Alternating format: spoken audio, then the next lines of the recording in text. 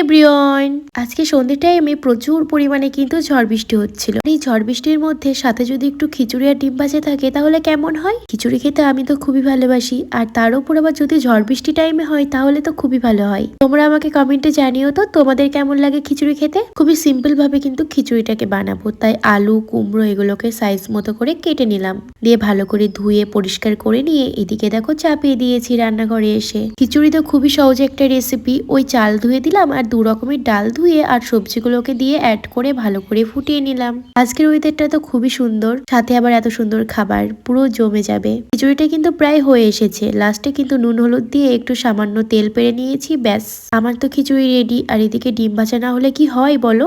আমি সিঙ্গেল তো কি, খিচুড়ি তো আর সিঙ্গেল না, খিচুড়ির সাথে তো খিচুড়ির সাথেই থাকবে, এটা তো কমন ব্যাপার তাই না বলো।